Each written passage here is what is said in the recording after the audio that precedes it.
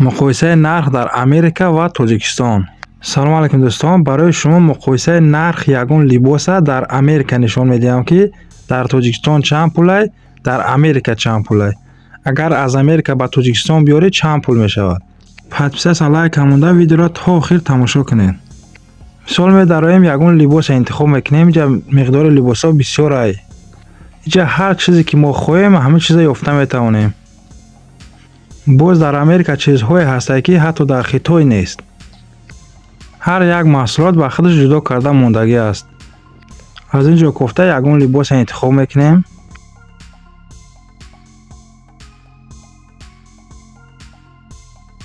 تا آخر تماشا کنید.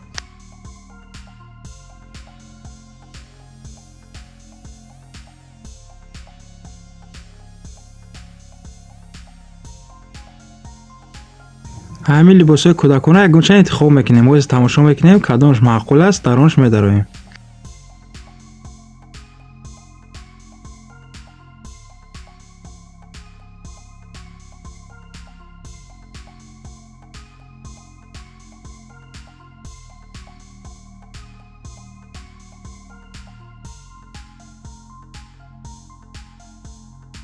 مثال همیش قریب $21 می شود.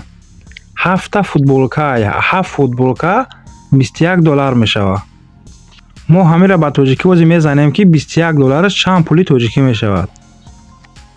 اینجا امریکا انتخاب میکنیم $3 و می زنیم نرخی که در همون جبر. یعنی 226 سومون تاجیکی شد. 7 دانش 7 فوتبولکا. ما همین 226 به 7 تقسیم میکنیم. میبینیم که یک دانش چند پول میغلطه.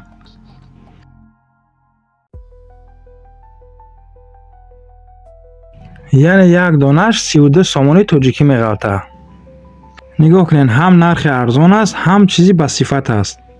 همین از امریکا تا تاجیکستان تقریبا 42 سومون یا 43 سومون میغلطه. اینجا میتونیم در اونش دراییم، صفاتش ببینیم، رنگش ببینیم، چیزی که با ما معقول است اول دیده بعداً زکس کنیم.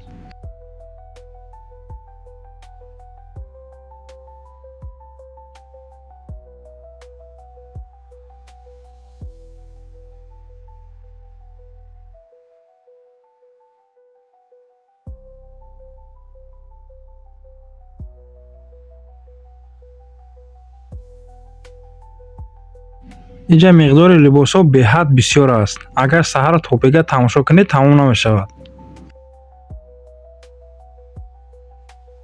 ویدیو معقول شد پس لایک مونده با دیگران روان کنید.